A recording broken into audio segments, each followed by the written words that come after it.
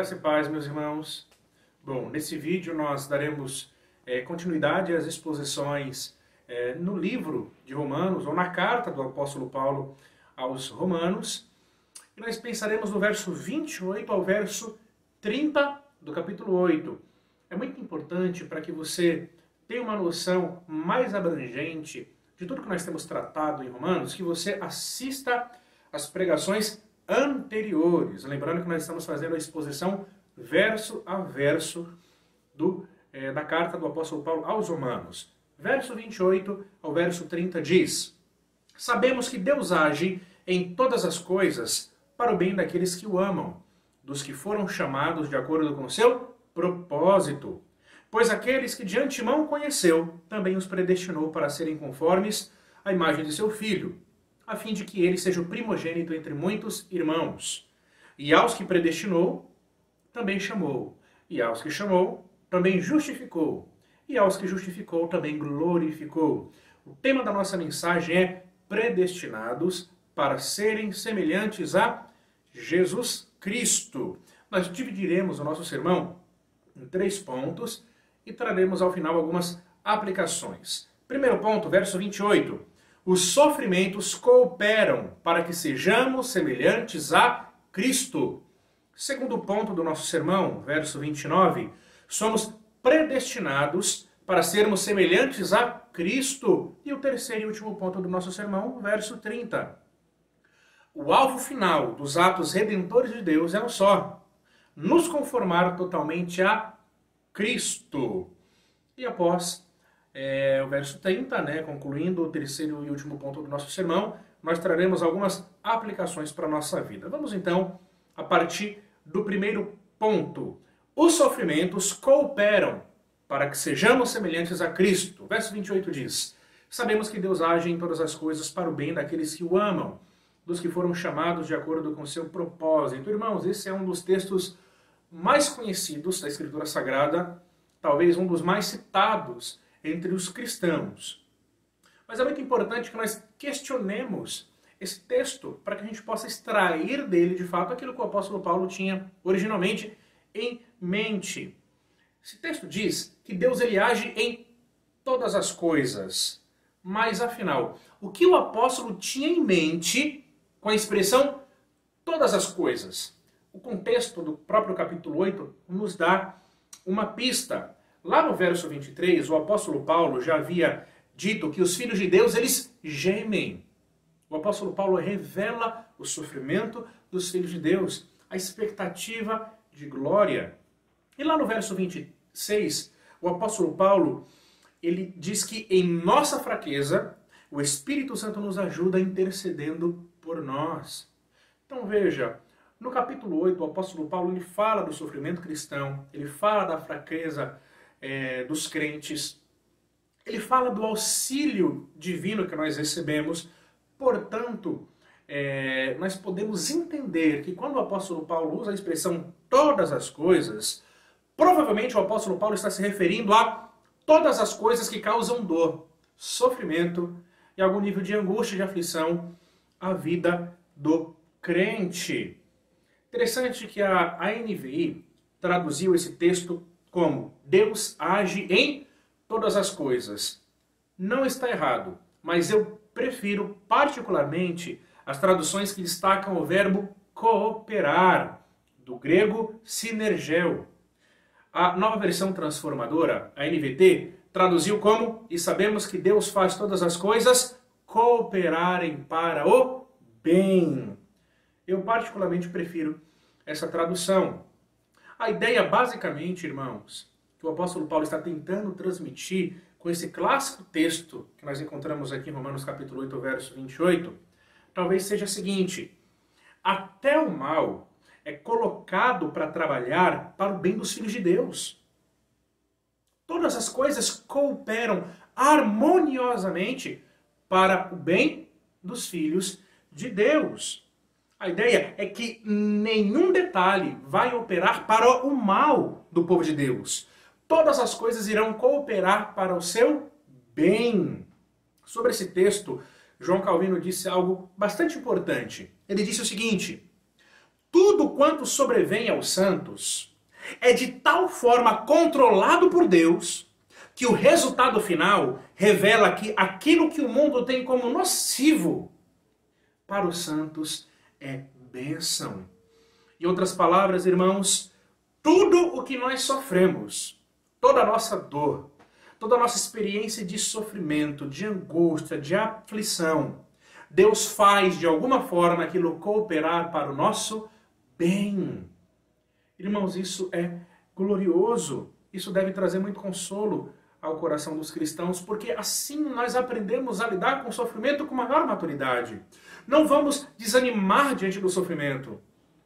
Não vamos entrar em total desespero diante do sofrimento. Iremos nos lembrar que o soberano Deus controla de maneira grandiosa, graciosa e poderosa todos os detalhes da experiência humana. E ele faz com que esses detalhes, ainda que nocivos, ainda que ruins e desconfortáveis, coopere harmoniosamente para o nosso bem. Irmãos, esse texto é incrível. Mas a grande pergunta é a favor de quem que Deus faz todas as coisas cooperarem? Deus ele age desse modo especial em relação a todos os seres humanos? Deus ele faz todas as coisas cooperarem para o bem de cada ser humano? Paulo ele responde, ele diz, para o bem daqueles que amam a Deus, dos que foram chamados de acordo com seu propósito, ou seja, irmãos, Paulo aqui ele limita esse trabalhar providencial de Deus em relação ao sofrimento. Deus ele faz todas as coisas cooperarem harmoniosamente para o bem exclusivo dos seus filhos. É isso que o apóstolo Paulo nos ensina. Aqueles que amam a Deus só podem ser seus filhos. Aqueles que foram chamados de acordo com o propósito divino. Agora veja, irmãos, Deus ele não chamou esse povo exclusivo de acordo com um propósito. Deus chamou esse povo exclusivo de acordo com o seu propósito. Existe um propósito especial de Deus em relação a esse povo, que Deus cuida de maneira providencial, fazendo com que até o mal trabalhe em favor dos seus filhos. Eu acho que você já ouviu alguém dizendo assim na rua, em uma tarefa de evangelização, olha, Deus tem um propósito para a sua vida, nós devemos ter cuidado com essa expressão. O que o apóstolo Paulo está querendo dizer com propósito nesse texto? Qual é o propósito de Deus para a vida dos seus filhos? Deus faz todas as coisas cooperarem para que eu seja uma pessoa rica. Deus faz todas as coisas cooperarem, todos os sofrimentos trabalharão em meu favor para que lá na frente eu desfrute de paz, de tranquilidade aqui na terra.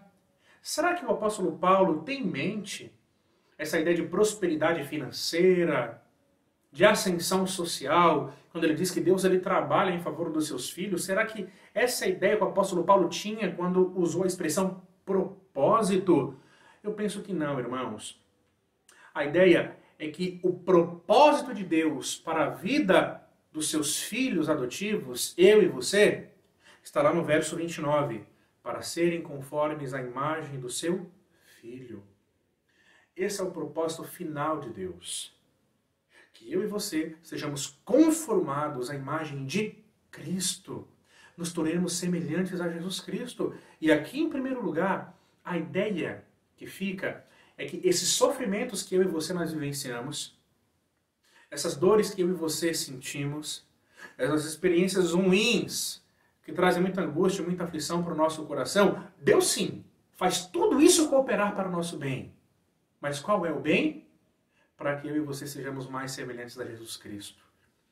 Esse é o papel pedagógico do sofrimento nas mãos de Deus. Tornar a mim e você mais semelhantes a Jesus Cristo. Por isso, irmãos, que diante de uma experiência de dor e de sofrimento, não murmure, não reclame. Deus está te conformando a Cristo. Deus está fazendo com que todas essas coisas, essas situações difíceis, cooperem harmoniosamente para fazer com que vocês sejam mais semelhantes ao Filho. Em primeiro lugar, os sofrimentos cooperam para que sejamos semelhantes a Cristo. É muito diferente da ideia que as pessoas têm, não é? Usando sempre esse texto tendo um objetivo diferenciado, onde Deus ele coopera, ele faz todas as coisas contribuírem para o nosso benefício financeiro, econômico, enfim. Não, o que Deus ele tem em mente é algo que está além, né, dos limites físicos, dos limites terrenos.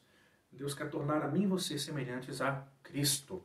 Segundo ponto da nossa mensagem, somos predestinados para sermos semelhantes a Cristo.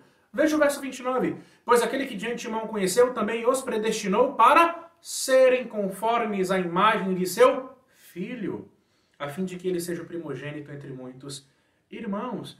Irmãos, o verso 29, agora ele desdobra, ele amplia, né, os elementos incluídos no propósito de Deus para os seus filhos, que nós vimos no verso 28. Paulo diz, porque aqueles que de antemão conheceu.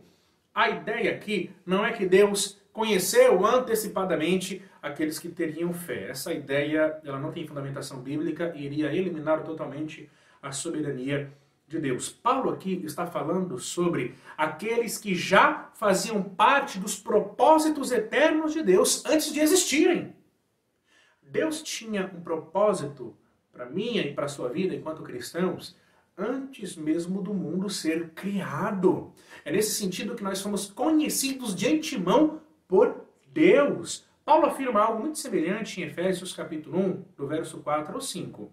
Seria muito interessante se você pudesse acompanhar. Abra em Efésios capítulo 4, Efésios capítulo 1, do verso 4 ao 5. O texto bíblico diz: porque Deus nos escolheu nele antes da criação do mundo, para sermos santos e irrepreensíveis em sua presença. Em amor nos predestinou para sermos adotados como filhos por meio de Jesus Cristo, conforme o bom propósito da sua vontade. Veja, irmãos, como esse texto de Efésios capítulo 1 é muito semelhante a Efésios capítulo 8, versos 28 e 29. A ideia aqui é simples. Deus ele estabeleceu um plano antes de criar todas as coisas. Este plano envolvia a escolha de um povo que seria marcado por santidade. E Deus soberanamente fez e está fazendo esse plano acontecer por amor através de Jesus Cristo. E ninguém pode impedi-lo. Ninguém pode impedi-lo. Esse plano elaborado por Deus antes da criação de todas as coisas está em realização. E ninguém pode impedi-lo. Agora veja, essa interpretação está em total harmonia com o que se segue. O texto diz, pois aqueles que de antemão conheceu, também os predestinou. Paulo então nos ensina que Deus ele não apenas estabeleceu um propósito na eternidade para as nossas vidas. Deus fez com que os seus propósitos acontecessem. Aqueles que entendem essa expressão, que de antemão conheceu, colocam Deus em uma situação altamente passiva, como se Deus apenas pudesse contemplar passivamente acontecimentos futuros. Mas a expressão predestinação vai de encontro a essa ideia. Porque predestinar não significa apenas olhar passivamente. Predestinar significa realizar, designar. Significa fazer acontecer com antecedência. Deus ele não é um espectador passivo de um futuro criado pela escolha humana. Se Deus ele percebe o futuro, é porque ele fez o futuro. É porque ele criou o futuro. Então veja, irmãos, Deus ele não apenas conhece de antemão. Deus ele também decide, determina de antemão. Isso é predestinar. Agora notem, não trata-se de uma predestinação condicional. Se a pessoa crê, ela então é predestinada. Não, se fosse uma predestinação condicional, seria então por mérito e não por graça. Toda a teologia da graça, na Escritura Sagrada, cairia por terra, não é verdade? Trata-se de uma predestinação absoluta. Deus escolheu salvar um povo por graça, por amor. Me acompanhe, por gentileza, em alguns textos bíblicos que sustentam a doutrina da predestinação. Eu Eu quero que você anote e você confira esses textos bíblicos na sua Bíblia, na sua versão. É muito importante para que as dúvidas se dissipem, não é? Então, o primeiro texto bíblico, no Antigo Testamento, Amós capítulo 3, verso 2. Veja o que diz: escolhi apenas vocês de todas as famílias da terra. Veja a escolha seletiva de Deus. Deus escolheu Israel para ser o povo da aliança de todas as famílias da terra. Malaquias capítulo 1, verso 2 e 3. Eu sempre os amei, diz o Senhor. Mas vocês perguntam, de que maneira nos amaste? Não era Esaú, irmão de Jacó? Declara o Senhor. Todavia, eu amei Jacó, mas rejeitei Esaú. E veja, irmãos, Deus é soberano. Deus ele pode escolher amar, como foi o caso de Jacó, e Deus ele pode rejeitar, como foi o caso de Esaú. E Deus fez isso antes mesmo dos gêmeos serem formados no ventre. Não é por mérito, é por graça. João capítulo 15, verso 16, o próprio Cristo nos ensinando. Veja, vocês não me escolheram, mas eu os escolhi para irem darem fruto. Veja, irmãos, que a escolha divina antecede a nossa. Vocês não me escolheram, afirmou Cristo, mas eu os escolhi. Atos capítulo 13, verso 48. E creram todos os que haviam sido designados ou destinados ou escolhidos para a vida eterna. Até o escritor Lucas não tinha dificuldade nenhuma com essa doutrina. Ele entendia que aqueles que creram, aqueles que manifestaram fé em Cristo, foram os predestinados, aqueles que foram designados para a vida eterna. Veja na sua versão. Efésios capítulo 1, verso 11. Nele fomos escolhidos, tendo sido predestinados conforme o plano daquele que faz todas as coisas segundo o propósito da sua vontade. E para finalizar, voltamos para Romanos. No capítulo 9, verso 11 ao 15, nós iremos expandir esse tema quando nós chegarmos lá. Todavia, antes que os gêmeos nascessem ou fizessem qualquer coisa boa ou má, a fim de que o propósito de Deus conforme a eleição permanecesse, não por obras, mas por aquele que chama, foi dito a ela, o mais velho servirá ao mais novo. Como está escrito, amei Jacó, mas rejeitei Esaú. Olha o apóstolo Paulo construindo a sua teologia a partir do Antigo Testamento. E então, o que diremos? Acaso Deus é injusto? Responde o próprio apóstolo Paulo. De maneira nenhuma. Pois ele diz a Moisés, terei misericórdia de quem eu quero ter misericórdia e terei compaixão de quem eu quero ter compaixão. Irmãos, olha o que diz o texto bíblico. Algumas pessoas dizem assim, poxa pastor, eu tenho dificuldade com esse Deus. Talvez porque o Deus da Bíblia, o Deus do apóstolo Paulo, não foi lhe apresentado como ele se apresenta nas páginas da Escritura Sagrada. Porque esse é o Deus da Escritura Sagrada. Ele tem misericórdia de quem ele quer ter e compaixão de quem ele quer. Ele escolhe, ele determina antes mesmo dos gêmeos nascerem. Ele faz isso de acordo com o bom propósito da sua vontade. O propósito de Deus ele é bom. Nós podemos dizer que a gente não compreende, que é muito difícil nós entendermos. Mas é muito importante que a gente afirme com fé que esse propósito ele é bom, porque a Bíblia diz. Pode ser para nós mistério, mas a Bíblia diz que é bom. É bom. Agora veja, você tem dificuldade com a doutrina da predestinação? Que Deus ele determina aquele que será salvo e rejeita aqueles que não serão salvos? Você tem dificuldade com essa doutrina? É algo novo para você? Eu quero te ajudar. Em primeiro lugar, mais do que uma disputa entre calvinistas e arminianos, nós estamos defendendo uma doutrina que está na Bíblia. Nós não estamos aqui com o propósito de levantar bandeiras, defender bandeiras. Nós estamos aqui defendendo a Escritura Sagrada. Segundo lugar, é preciso reconhecer que termos como eleição, escolher, predestinação, preordenou, destinou, designou, irmãos, são todos termos bíblicos, são todos termos que estão na minha e na sua Bíblia. E eles significam simplesmente o que eles pretendem significar. É só ler. É só ler. O objetivo desses textos é mostrar que Deus escolheu alguns homens e rejeitou outros. É só ler.